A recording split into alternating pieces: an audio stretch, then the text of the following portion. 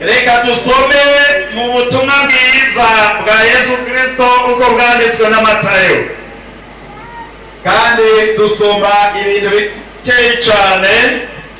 Tugomba gusoma ijambo rinyegeye muri rya sengesho rya Data wa twese riri muri Matayo 6 igice cya 6. Nagira dusome iryo sengesho ryose, ariko nakuramo umurongo umwe gusa niwo ngomba ko tuvugana.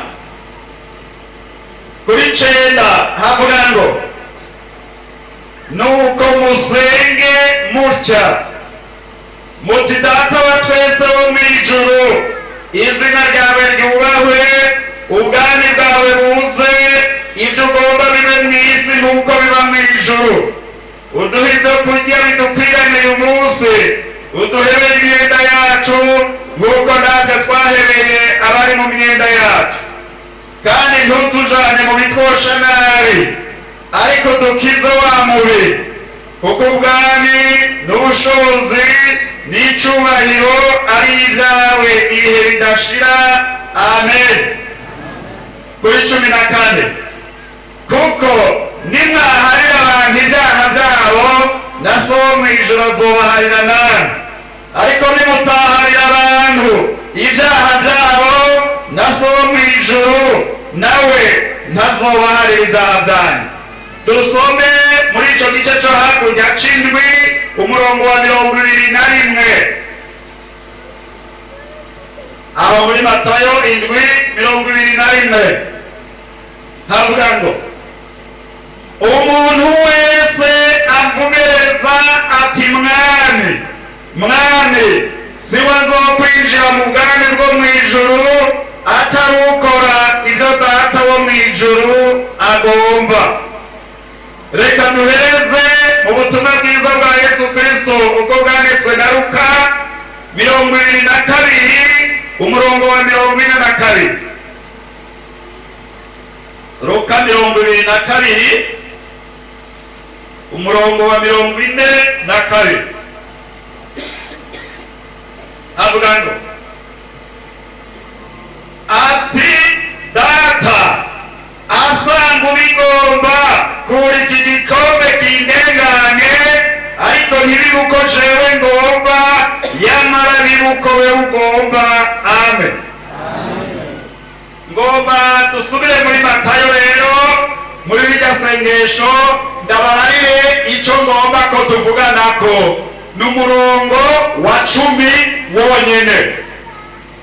Umurongo wa 10 wonyene uvuga ngo ubwami bwawe buze, ibyo ugomba bibe mu isi nk'uko biba hehe? Mu ijuru. Nicyo ngomba ko tuvuganako uyu munsi. Ubwami bwo mu ijuru, ubwami bw'Imana buze muri twebwe dukoraniye hano uyu munsi. Umva, twongere dusubiremo. Ngomba wewe wicaye ngaha uvuge mu mutima wawe ati: ubwami bwawe Mana nibuze muri jewe. Umuntu umwe wibaze: ubwami bw'Imana buze muri jewe.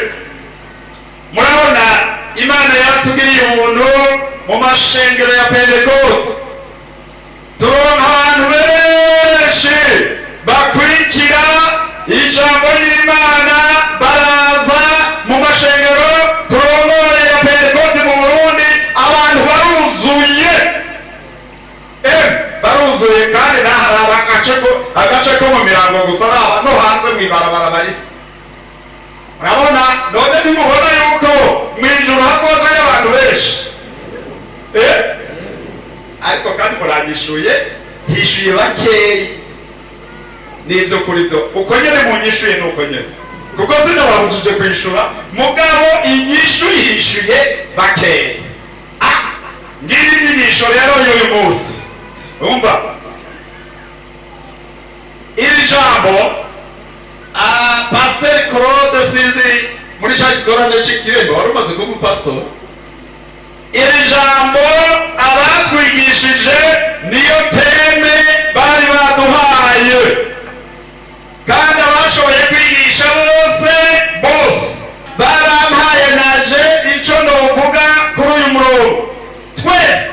twavuze kuri uyu murongo umwe gusa wacu twese umuntu wese bavuga bati umva turaguhaye kwigisha ariko wigishe kuri uyu murongo n'umuzungu n'uwirabura n'umuki twese kuri uyu murongo nagomba ngo muntege amatwi rero mbega twese turaha turi abantu b'Imana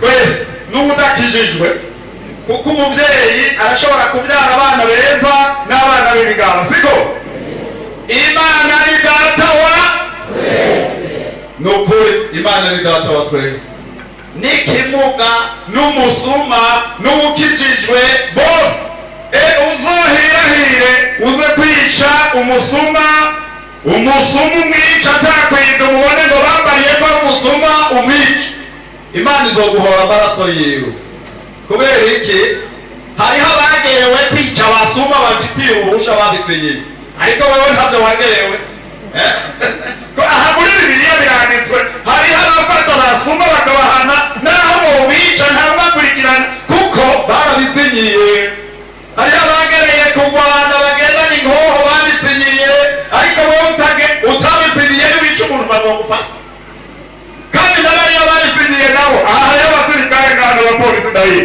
n'abariya babisinyiye naho Bibiliya yanjye irambarira rero sinabaye musoda ngo igihe aje naho yaba agomba kukurwanya agafata ikigwanisho ciwe akakimanika hanyuma we ukamubarira ati shira hasi agashira hasi hama ukamubarira ati tera intamukuze uziyone umanitse amaboko akakumviriza yumvise ata kindi kintu ufise cyo kumurwanya akakuboha akakugira imbohe Bibiliya ivuga ngo umwishe byabaye uko Imana izoguharura ko amaraso yiwe ni Bibiliya yanjye imbarira niko imbarira Bibiliya ni ukuvuga rero ngomba rero tuvugane hano kuri iri jambo ubwami bw'Imana ubwami bwo mw'ijuru ngomba ko buza muri jewe wewe urabigomba ko buza iwawe mbega ahari ubwami haba hari iki ahari ubwami haba hari umwami siko none ubwami bw'Imana buje muri wewe urumva ibice bikoreka ni ukuvuga ni umwami abaje muri wewe agashira mu intebe yiwe akaganza urumva iyo umwami rero azanye intebe yiwe agashira mu mutima wawe akaganza urumva ntubuciganza ucugira ku itegeko ry'uwo mwami aha hari ikibazo kinini cyane narakijijwe n'iby'ukuri ariko umwami wizeye araganje muri wewe nicyo kibazo umviriza kugira ngo ubwo bwami bushinge imizi kugira ngo ubwo bwami bukomere muri wowe kugira ngo ubwo bwami bubeho yime ingoma y'Imana yime muri wowe nuko Imana iza muri wewe ikagerera suko mpagarara ngasigura oya suko uririmba oya suko nokwitwa umuntu akomeye oya ibi barashobora kubinyita abantu ariko hamwe n'intaja mu ijuru ni ubatiri mutuku n'ubusa gusa niko umusiguzi yavuze urumva rero abantu rero arashobora kuvuga ngo jewe ntahari wewe nde jewe nabanye n'abapastori mutumva iyo ngendeye ngaha mu bubwiriza nazabona abantu bose ngo kakakakaka bagahaguruka abarundi turazina umurundi arashobora guhaguruka atagukura bose ntibagomba bicare ariko ntibibuza kunkunda naho baba bicaye abasirikare murabizi n'abapolisi umuntu umuhamagaye umuhane ukamuhamagara ngo umuhane araza kugushimira kandi umuhamagaye umuhane hari n'aho amaze kukura mu kintu cy'ubwambo rangurura hariya iminsi 15 cyangwa 30 naho nyine abanza kugushimira ko ugomba kumuhana. Nibyo wabigishije n'amategeko sije. Umviriza ngaha rero, hariho agakiza ko ku munwa. Urabona abantu mukundanye usanze bariko barayaga, abantu mukundanye uzorabe nk'abantu bakuru cyane, nk'abantu babakomereza, abo bantu nibo baba bafise ibyo bapfa n'ibyo bahurirako. Urumva ushobora gusanga abantu bariko barayaga ari bene data mukundanye, bagukubise ijisho ukazubona birazimye, ikiyago kirazimye, ni ukuvuga ntibari mukuri. Nicyo kimenyetso ko bahoze ntibari mukuri. Oya, icyo barimo nahataba kuvuga wewe naho cyo bari kibi, icyo barimo cyari kibi banka ko kimenyekana. Ariko barashobora kuguma baganira uko bariko baraganira, mugabo bakakubarira agasanga ari abanyakuri, ati turi mu ijambo turorere gatoya, nta kibazo uraroreye. Ariko bararongowe n'abazungu batwigisha Bibiliya, twarabigiye ko ibintu byinshi. Abaswego bameze nk'abarundi, baraza bakatubarira, umwe akatubarira avuga mugenzi we amakosa yiwe, turi mu ishure kandi natwe tuba abakozi b'Imana, kavuga. Hanyuma rero ubonye uwundi bariko baravuga abaserutsemwo, ukaza wumva bahinduye rero baciye bimugingiswe, ariko abashima Imana bariko baramuvuga nabi twumva, none barahinduye bagiye muri mpemu pe. Aba bakristo bameze gutya. Uyu munsi rero icyo ngomba ngiki, ubwami bw'Imana buze muri wewe. Imana ironka ikibanza igerere, ihagira intebe. Umva, Imana niyaronka ikibanza muri wewe. Aho Imana iri, Imana ni nyembabazi, ntibicana. Aho Imana iri ntibankana. Aho Imana iri ntibakerana. Aho Imana iri ntibibaho, kuko Imana ni yera. Kandi igomba ko bayisenga mu mpemu no mu kuri, kandi bambaye ukwera. Agasanga uvuga ko uzoja mu ijuru demwari n'imwe. Igikorwa ngiki, reka ubwami bw'Imana bube muri wewe, reka Imana igerere muri wewe, iganze. Urabe ko hari ibindi bizosubira kugora. Nta n'uzorinda kukubarira ngo mbega urizeye. Imana irimwo none ico kubuza kwizera ni. Nta n'uzorinda kugutegeka ibihambaye wokora, mbega Imana iri muri wewe, ikitoshoboka ni iki? Umva, abantu benshi bene data mwebwe muri bashasha, muri ubwiriza bushasha, mwimerewe neza, nta ngorane mugira, nta n'ibyaha biri ngaha mbere, hameze neza. Ubwiriza ngomba ngo bari amashengero ya kera yarushe, abantu usanga bariko baraganira bameze neza, ngurengano ubavuyemo abantu b'abapasoni na mwebwe abakenyezi canke abigeme, ako gantu murakunda kukagira ngo agira arakake.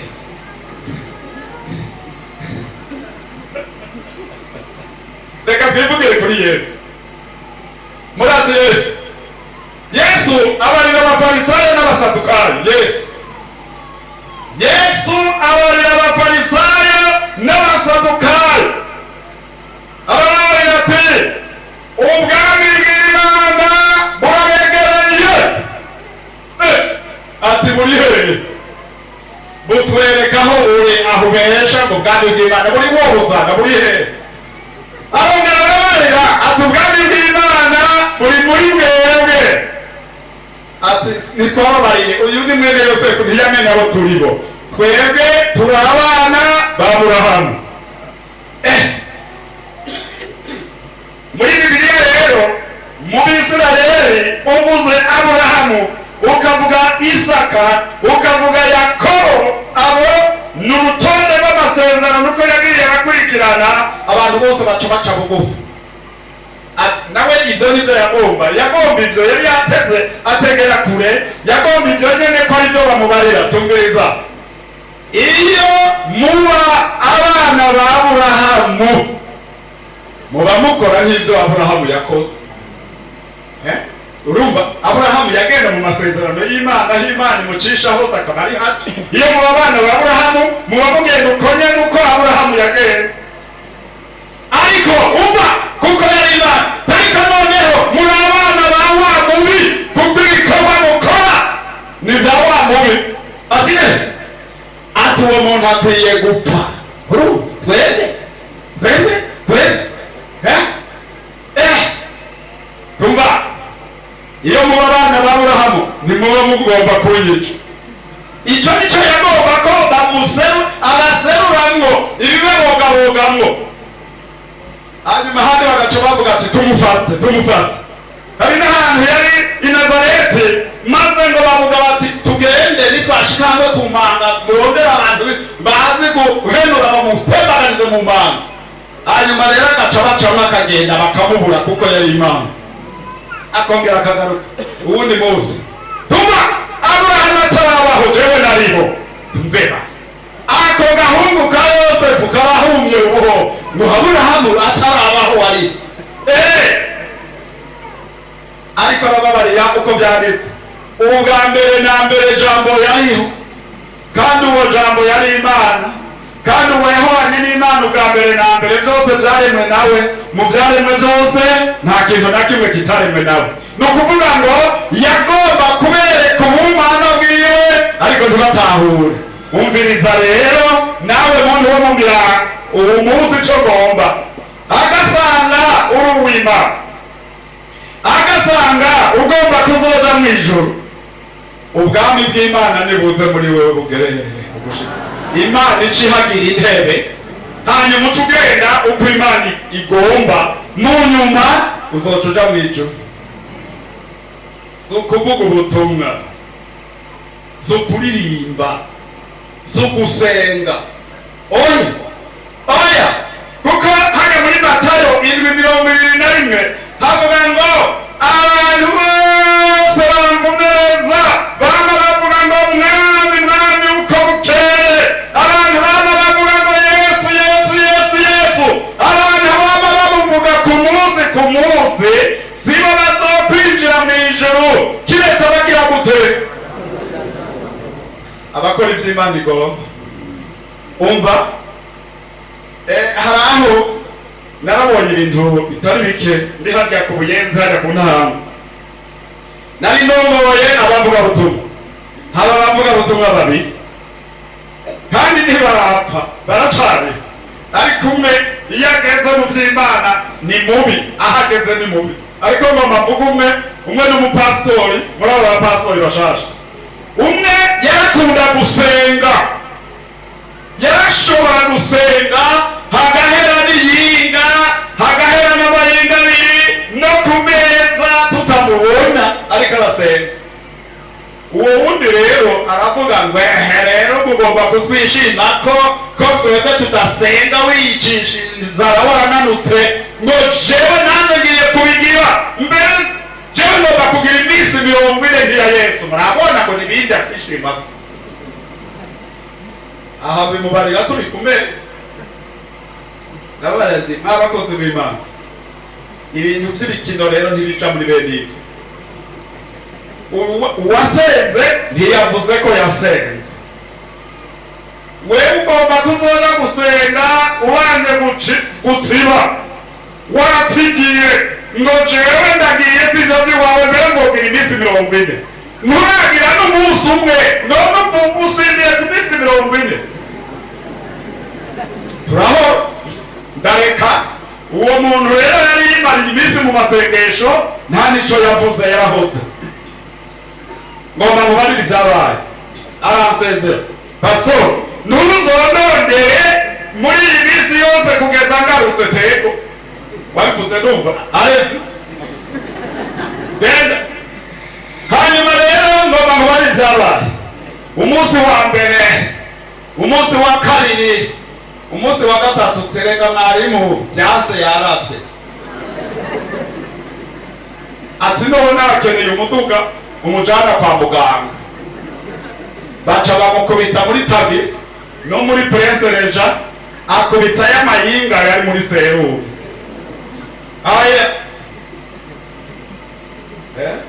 Aha wibaza ngo abantu bose barahana abakristo, bamwe Imana ntiraronka ikibanza muri bo, bagomba gutigira mu vy'Imana. Oya, mu vy'Imana nta gutigira, ni uguca bugufi. Imana yonyene ikaza muri wewe ukagerera, hanyuma ikakubongora ukigomba ukayemerera nawe. Ariko atari ivyo, urumuri uri icuma c'umuringa, ingoma. Urabona ico cuma c'ingoma, reka tuvuge ingunguru ihagaze igaragara itarimo amazi, naho kubita kwa gati gato gato gusa iravuga, irahuhuma igasama. Ariko ingunguru yuzuye amazi naho udoda ntivuga, kuko ibifise vyitwaye. Abantu b'abanyarwango, abantu b'abanyamacakubiri, abantu batifuriza ibyiza abantu, hanyuma bakaguma mu ngoro y'Imana bakanega izosi ngo turakijijwe. Ndagufitiye iganuke, reka ubwami bw'Imana bubanze buronke ikibanza muri wewe, hanyuma nyene ubwami ashashira intebe yiwe mu mutima wawe. Umva, mu cete candikiwe ishengero ry'Iperugamo, reka ndahasome ivyahishuriwe Yohana. Icete candikiwe ishengero ry'Iperugamo, hariho amajambo avugwa ngaho, ngira ngo yagusangize nawe urabe. Hariho abantu bazi yuko ari abantu b'Imana ariko baba ahandi. Ivyahishuriwe Yohana 2:12 na 13 ndakwereke ibivugwaho. Kandi wandikira umumarayika w'ishengero ry'Iperugamo, atumvise inkota ikarishe, aravuga ibi ngo ndazi aho uba ko ariho umurwa wa Satani uri, kandi ko wumviye ku izina ryanje ntiwihakane kunyizera no mu minsi ya Antipa icabona canje n'umugororotsi wanje yiciwe iwanyu aho Satani aba. Hariya ku murwa rero murabona hariko rimwe, hariya ko havuga ngo mu Kigiriki umurwa ngo ni intebe ya Satani. Umva ngo uba ku murwa kwa Satani, ku murwa kwa Satani niho Satani afise intebe. Abantu bafise imitima yabo iri mw'intebe ya Sekibi. Imana igereye muri wewe, no kuvuga kuri wewe ibiri mw'ijuru n'ibiri mw'isi kuri wewe birasa. Yesu yavuze ngo nahawe umubasha mw'ijuru no mw'isi. Kubera iki? Kuko yari yatsinze Satani, yari yatsinze ku musaraba, yari yatsinze ku musaraba, yari yazutse mu bapfuye, ahuye n'abigishwa b'i Galilaya aca arabarira ngo nahawe ububasha mw'ijuru no mw'isi. Kubera iki? Iyo turi abantu ba Kristo Yesu, hari ahantu bavuga ngo mugire wa mutima muri mwebwe wari muri Kristo Yesu. Uba iyo n'iyindi versiyo, umviriza, iyo muri wewe ufise umutima nk'uwari muri Kristo Yesu, Yesu ntiyampa abantu, Yesu ntiyatukana, Yesu ntiyiba, Yesu ntiyishe umuntu, Yesu ntiyagize ikintu na kimwe yakoze kibi. Ego yerekanwe mu nda ya Mariya nk'umuntu, ariko hariho ibintu atigeze akora biranga umuntu. Ikiranga umuntu cabaye kuri Yesu, bamubonye afise umubiri. Ikiranga umuntu cabaye kuri Yesu, yarasonza. Ikiranga umuntu cabaye kuri Yesu, aho bamubamba baramucumisa icumu aragwa amaraso nk'umuntu. Ariko ngomba nkubarire ivyaranga Yesu ko yari Imana. Yesu yavuye mw'isi atarwaye, Yesu yavuye mw'isi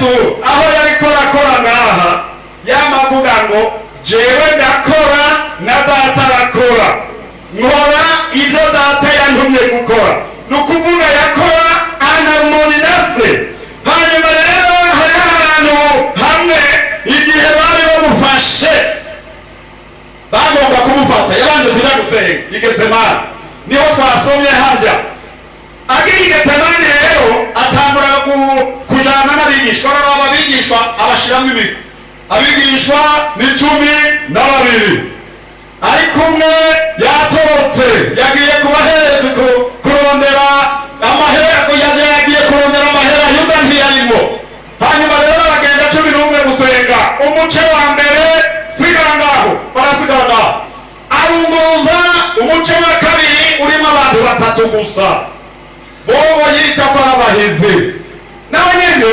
arasubira yiyumvira terega nije navyemeye n'umwe kuza n'abanyana bariyambura abarekera ngaho arabandanya umwe ashize imbere yubama hasi acaravuga ati data agasanga bishoboka ko iki gikombe kindengana ugikureho kirengana ariko umva akubumba n'akayagarutse ariko ntibibe uko jewe ngomba bibe nk'uko ugomba mana asaba ubugombe bw'Imana harageraho icura gihinduka gisa n'amaraso icura gihindutse kigasa n'amaraso aguma asubiramo y'amagambo ngo bibe uko ugomba ijuru rirabyumva bibiri ivuga ngo umumarayika aramanuka avuye mu ijuru haleluya amwongera intege kuko asabye ubugombe bw'Imana abantu benshi baratinya amagerageza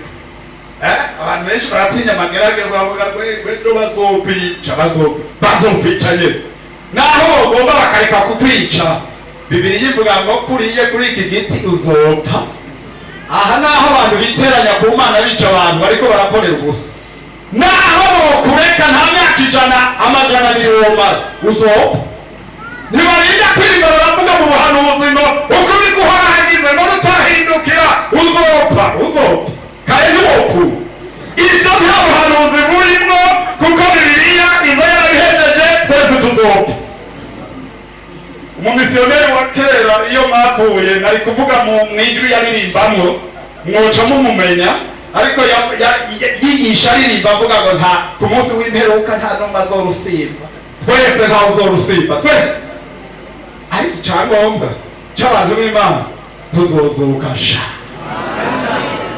iyo bitaba ari ibyo bari guhagarika ko Yesu yazutse tuzozuka umviriza rero agumye avuga ngo ubugombe bwawe Mana ni bube wa mubiri yahitana kwa Mariya wari wamuremeye yavuze ngo umubiri ufise intege nke ariko umutima wabikunze data bibuka ugomba marayika aramanuka ijuru rirabyumva amuha intege haleluya aca arahanuka rero bariya n'abagabo basinziriye n'ibikaza ati byuka tugende unguza ari hafi ku rugi ariko muri jewe nta kibanza gihafise ubu naronse inkomezi zo gutwara umusaba naronse inkomezi zo guhagarara imbere ya Herode naronse inkomezi zo guhagarara imbere ya Pilato naronse inkomezi zo guhagarara ku rupfu naronse inkomezi amen umva ku wa mbere w'iminsi indwi marayika yaragarutse ndakunda Yesu rero umuntu yogira umutima nk'uwari muri Kristo Yesu yonesha amageragezwa menshi ku wa mbere w'iminsi indwi babagore bajanye ibimota neza bagenda barabaza bati mbega cya kibuye na yashasha twabona bashirako ninde aza kubikuraho ariko abo bagore bari bafise ukwizera bapaze erega hari aho abantu bikengera mwebwe murakomera intumwa kuko abagabo kenshi mu rubanza rw'ubwicanyi n'abagabo batangura kwica abagore atari ubu mbona bisigaye bigorana mu ntambara za kera z'abami bica abagabo n'ububaga impene ahera kuyibyara n'ububaga inkoko ahera ku yiri mu magi yariye. Oya, intumwa zari zahunze abagore kuko bari bazi ko abasoda b'abaroma ataco babagira, babagiye gushika n'aho abambwa, barabona n'aho bamushize. Hanyuma kuwa mbere wumvise ndi mu gaturuturu, baragenda bati ivyarivyo vyose twabonye aho bamushize, ariko bari bafise ukwizera. None bari kubigira gute? Ubwo baza basanga marayika yamanutse. Marayika ku munsi ugira gatatu wari wavuzwe na Yesu Kristo ko azopfa, ariko ku munsi ugira gatatu azozuka. Marayika aza kurahika ibuye agishira ahantu acicarako. Haleluya! Abasoda bagwa igihumbura sha. Nta bantu bafise akazi kagoye nk'abasirikare.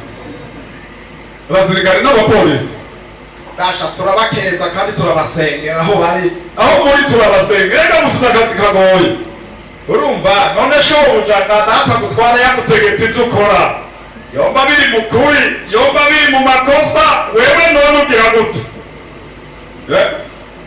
Pilato arananiwe guca urubanza. Pilato umugore yaraye yeretswe mu by'Imana n'umupagani, Imana iramukoresha akerekwa. Muka Pilato yareretswe atumiriza wa mugabo wamenyereye guca imanza zo kubamba abantu, naraye ndose bikomeye tubabazwa kuri uwo muntu ntagice umugira.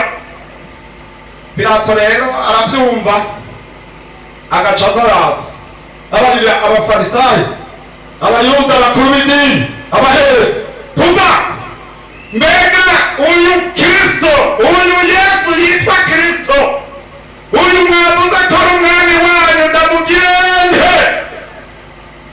inyishu nabambwe. None yakoze ikiti nabambwe. None Baraba na Yesu ninde nobarekurira? Ati Baraba yamaze abantu, birakabona Baraba bamurekuye nta maraso ya Baraba yari kuducungura sha, kuko ubuhanuzi ntibwavuga ku maraso y'umunyabyaha. Birakabona Baraba bamurekuye, Yesu akabambwa. Amen. Pilato arahambate basi komanse mpamazi ndabere birabasha. Yego n'amaraso yiwe adukora n'abana bacu n'imiryango yacu iri bubakore. Abayahudi barakozwe n'ayo maraso ya Mesiya, bihakanye, barapfuye kurya kw'inzige. Mugabo kuko bari mu muhezagiro w'Imana, bari ku masezerano ya Aburahamu na Isaka na Yakobo, nico gituma bakiriho ari hanga. Bapfiriye mu Budagi, mu Burusiya, kw'isi yose, bari bavuze ngo amaraso yiwe aradukora n'abana bacu. Yarabakoze pe, ariko ndashima Imana yibutse amasezerano yasezeraniye Aburahamu, irabagerera imbabazi sha. Nihanga rikomeye iyo bagiye hose, n'ubu nibo barurangirana. Mukumva abantu bakomeye muri Amerika, bakomeye mu Bushinwa, bakomeye mu Burusiya, bakomeye hehe muri tekinoloji y'ubu bushasha, ugiye kuraba igisekuruza n'Abisirayeli. Numva kagufitiye iganuke rero ngaha. Pilato arakaba atabasoza muri hehe kwa Kaisari, atumva ko bavyanse. Umva genda mu mukorere nimwe muhora mukorera inkozi z'ikibi zose hari. Baca baraja kumuboha, hariho ahantu babashira mu kibuga abantu bose babona, bakamumuha, bakamwambika amapingu, bakamukubita sha. Ariko ijambo ngiri, mugire wa mutima wari muri Kristo Yesu. Ijambo ngiri, nta n'umunsi n'umwe yigeze abatuka. Murambabaje ubwo gacinyaguro, muranyishe, muragize gute? Oya, ari mishisha ngo bamumanika ku musaraba. Aca aritegereza bariko baramubamba, arabitegereza isinze n'isinze. Data nubaharire kuko batazi icyo bakora. Kubera iki yavuze uko? Iyo babimenya ntibari kubamba umwami wabo, nicyo batari bamenye. Igikorwa yarahejeje gukora yariko arakora, abamubamba ntibari bakimenye. Mugabo mu gitabo cy'uwavugishwa n'Imana Zekariya biravugwa ngo niyamanuka ku bicu amanukanye n'ishengero, Bibiliya ivuga ngo abamubambye bazomubona na za nkovu z'imambo azoza zikiriho. Hanya aho turirimba nk'iyi ndirimbo aho turirimba y'amajana 270, irya si indirimbo tuvuga twebwe, oya, irya ni indirimbo ivuga ku Bisirayeli bamubambye, igihe azoba amanutse kuri Ayoni bakamubona, bazovuga bati uwadupfiriye kera araje, nguye ku bicu, kandi ngo hazoba hasigaye 1/3 abandi bapfuye. Urumva bace bamumenya totale, bamumenye, ariko abantu ibintu byarononekaye. Ndakunda Imana, abazoba basigaye azoca ahagarika intambara zose. Cwe umwami w'abamaganze, umviriza rero, umviriza icyo nazanye uyu munsi, ukagomba ko ubwami bw'Imana buza muri wowe, imbabazi uharira bakugiriye nabi, ukagomba ko ubwami bw'Imana buri muri wowe, wihane ibyaha bikunda kukwizingira. Umva, ukagomba ko ubwami bw'Imana buza muri wowe, ukura urwango, ukura ikera, ukura ibyo byose byo gutandukana n'Imana. Ureke Imana izana intebe yayo igerere mu mutima wawe, ntamukore ibisa n'Imana. Nta wundi rugi, inzamba niyavuga uzocuguruka ugeresha. Amen. Amina harira. Niwagira uko inzamba niyavuga uzogenda. Ariko si uko uri mu Mirango, si uko uri mu Kamenge, si uko uri ku Ntahangwa, si uko uri muri Amerika, si uko uri hehe, oya, reka ubwami bw'Imana buze mu mutima wawe nk'ikimenyetso Imana izohora iraba. Muri Ezekiyeli hari ahantu handitswe, ni mu gice cya 9 muzora, hari ahantu handitswe ngo ugende mu gisagara, urabe abantu bari mu gisagara barizwa, umva, n'ibibi bikorerwa mu gisagara, barizwa n'ibyaha bikorerwa mu gisagara, barizwa n'ibyo babona bitandukanye n'iby'Imana igomba. Ugende unyuragire, umwe ngo yarabishitse akadobesho, yambaye n'akantu karimo wino, akagenda araba gusa abantu bariko banihishwa n'ibibera mu gisagara n'ibibera mu gihugu. Abo bantu gusa ngo baba ariko ushirako ikimenyetso, abo bantu gusa. Ako kageresho korwa ngaho wokwera ngaho, aha kageresho koza nk'aba pastor n'abavuga butumwa, akageresho koza kagahera, kuko muri Ezekiyeli byanditswe ngo uhere ku bicaye imbere, uhere ku bicaye imbere. Ngomba mu kurangiza ndangize ndabashingiye intahe akantinde kare nyiri umuvugabutumwa, nambuye kuba umupasitori mushasha nuko kwabako hari n'abantu nubaha mu ishengero ryacu, ndababonye nakabona Imana yo mu ijuru, niko nababona nk'Imana ziserutse ngaha. Mugabo ngoma ndakubarira aho gabasha ntimuririra handi, murahezagirirwa ngaho nyene. Uko umuntu yunguruza niko agira amageragezwa, kuko umuntu ageragerezwa hageze sha. Hanyuma rero muri ico gihe ntanguye nanjye kwizozora, ntanguye kuja mu manama akomeye,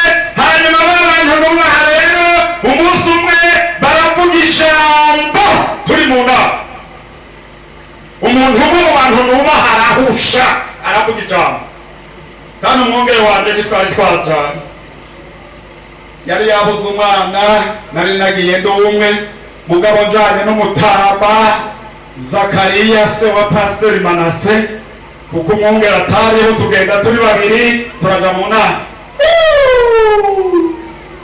Hanyuma rero umuntu arahusha, abantu bose ngo cwe,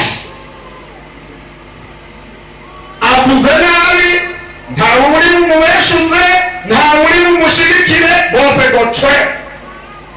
Mutama twajanye ndamugenza ati usiseme kitu, nawe ukuze uhore, tubanze turabe za nabibonye zacu, turabe mwana, turabe ibyo bavuze byose ntazo no kugira hasi cyane, ariko ngomba kuvuga gusa. Ndaje rero ndatashe, ndaha raporo umwungere wanje ati bwana, habaye amajambo akomeye, none rero uragaba ibyo batuvuze ko n'abanyabujumbura, kandi uzokubitwa wewe. Hanyuma rero arambarira, wewe yari yarabamenyereye, ati ndakurahiye umunsi tuzosubirayo ntituzoba turi kumwe, none te bijya bakazogenda batemeye he? Uvuze iki? Nca rero ndagenda, turasubirayo turicara, bararabana ngo bari bavuze ngo bazobivugira i Bujumbura, mugabo ndahantu uwo bivuga ndabura. Hariho umuntu umwe w'umutama wa kera, aragahezagirwa n'Imana, niyo yagiye basha, aravuga ati, yabanje guca umugani w'ikirundi, aravuga ngo umuriye umugabo ntibubeshe mu mwana. Vuga bya bindi twavuga,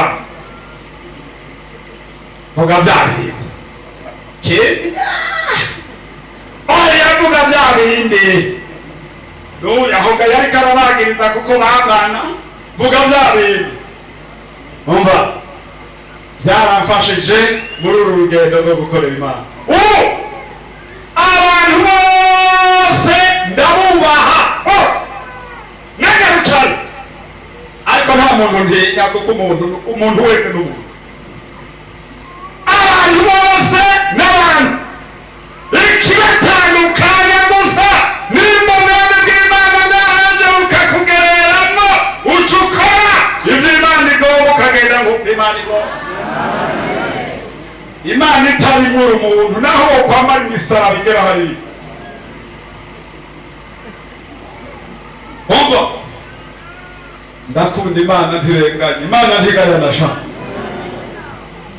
Niwakora ibyo Imana igomba, niwagendana n'Imana yawe neza, ntawe uzokubuza kwinjira mu ijuru, ntawe uzogutangira, ntawe uzogutangira, ntawe uzogutangira sha.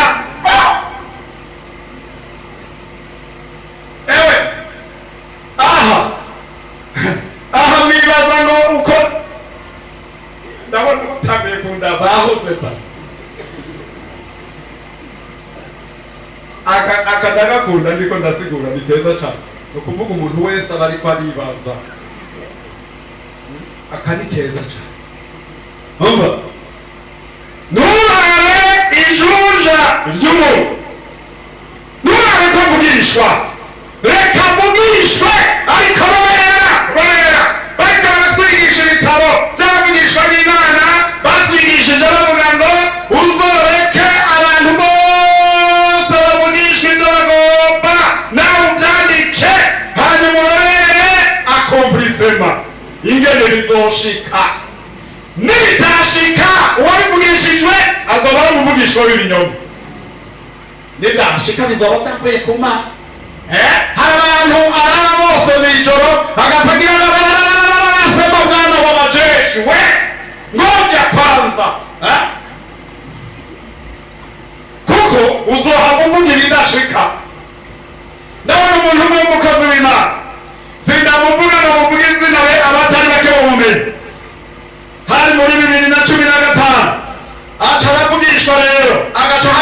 ukuguru kumwe akazunguruka ngo mu mahinga atatu nta muntu n'umwe azoba ari muri iki gisagara kandi umva kandi nimusubire gusengera iki gihugu byose byaheze nyamanza byaheze nimera kubariye ko byaheze none ko tukiriho none n'ejo tuzoba turiho kugeza inzamba nizodukura gusa inzamba ubu hazogenda umwe ariko kugenda ikivunganiza niyo bifise ku burenganzira none ubu naramubajije rega muri iyi minsi none gasha wa munsi watubesha ndagukemeye undaba nabi none ko tukiriho none gabwara ubu naho uzovugishwa wiki umva imana ntirenganya uvuge ibivuye ku mana gusa naho imana yokubarira banza urorere wike none kusiga muzigo mwanangu rorera wike ongera umaze imana ongera umaze usigu erega hari naho uvuga ati imana muko nzomenya yuko ari we wavuze uravugisha n'urya nawe numve avuga ivyo navyo ndavyumve mukazomenya ko ari imana yavuze uravugisha n'urya rega n'urya imana yomukoreramo n'urya imana yomukorera n'uriya w'inyuma imana yomukoreramo n'uriya uri hanze ntabona imana iramukoreramo sha reka gukengera abantu b'imana nta imana itokorera umviriza rero umviriza ubwami bwawe buze ibyo ugomba bibe mu isi nk'uko biba hehe twifuze ko twebwe abantu b'imana ibyiza biriko birakoreka hariya byoba muri twebwe mugabo dukore ibyo imana igira gute niko dukora twunama imbere y'imana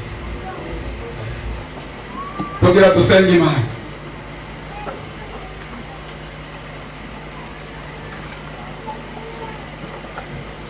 twebwe uko twabahamagaye ntitwanabahamagaye mugabo umuntu yiyumviriye reka imana ironke ikibanza mu mutima wawe none kugira ngo ironke ikibanza mu mutima wawe hari ibikorwa utegerezwa gukora kora rero none imana ko itazopfa kuza kora rero kora kugira ngo imana igire icyo ikoze nawe gira icyo ukoze kandi ibyo bintu bikunda kukwizingirako niwabona uyu munsi utaronse umuntu agufasha ntuzorigumane uzorondere umukozi w'imana naho wovumbagara urashigira kumesa upfume upfukama aho ugeze ariko reka ubugombe bw'imana buba ari bwo buba kuri aba bantu umva imana itugirire neza twese uri mu ijuru twongeye kugushimira mana amajambo yawe twakiriye hano amajambo yo kubohora imitima ijambo ryawe mwami riravuze ngo ubwami bwawe nibuze none rero mwami turagomba ko ubwami bwawe buza kandi bukaza mu mitima yacu ukaza mu mitima y'iri shengero none rero mwama abantu baraje kugira ngo bongere batunganye imitima yabo maze ubwami bw'imana bwongere buze muri iyi mitima mwami twumvise ijambo ryawe rivuga ngo iyo umuntu akwakiriye wicara muri we ugakorera muri we agakora akoresheje nawe ubwami bw'imana bukaba muri we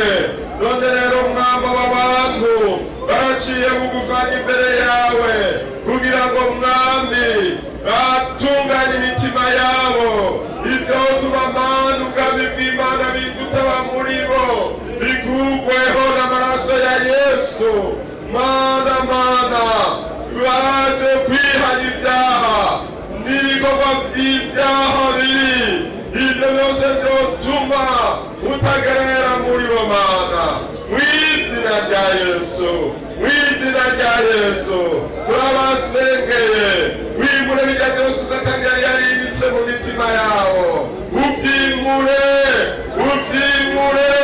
maze mwamuzi bagereremwo, maze ubwami bw'Imana bube muri bo babugendane mu izina rya Yesu, kandi bashoboze kwamba imbuto zikwiranye no kwihana, kugira ngo mwami muri iri shengero haboneke imbuto nziza cyane zikwiranye no kwihana, aho bakorera, mu ngo zabo, mu buzi bwabo, mu mashuri aho biga, bari imbuto zo kwihana zize zigaragare muri aba bantu, uhindure kuko urahindura ibyaze guhinduka, hindura imitima Mana.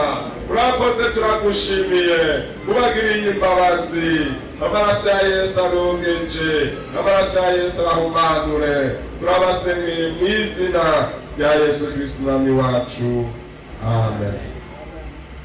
Mana yo mwisho, aba bantu bose ko bemeye guca bugufi no gufukama, ntibasubire kugendana ubwoba, ubanike ubegere, eregura Imana Data wa twese, eregura umuvyeyi, gira imbabazi abantu bawe mwami bemeye guca bugufi, imitima yabo ntisubire kuremerwa, ariko imbabazi z'Imana zimanuka zivuye mw'ijuru, bezwe ntibasubire kugenda n'ijwi ribagiriza ikibi, ariko none imbabazi zawe zibashikire, umuntu wese agenda anezerewe, imbabazi z'Imana zamubayeko, umunezero ugaruke, umwijima uhunge, amaraso ya Yesu Kristo abuhagire, none bihinduke, ukuboko kw'Imana kube kuri bo, bongere bumve ko bashigikiwe, niwe gitandara cyacu twihishamwo, ugirire imbabazi abantu bawe ubahezagire, natwe tubasabiye gutyo, kandi wavuze ngo nitwatura tuvuga ku bahariye, nawe uzovyumva uri mw'ijuru ubahariye, harira abantu bawe, harira abana bawe, harira abahungu bawe, harira abakobwa bawe, harira abatama n'abatamakazi, harira abagabo n'abagore, harira abana bato bato, eza umuntu wese yemeye guca bugufi, natwe turabigushimiye, tubasengeye gutyo, mu izina rya Yesu Kristo umwami n'umukiza wacu, amen. Mwamba bagirire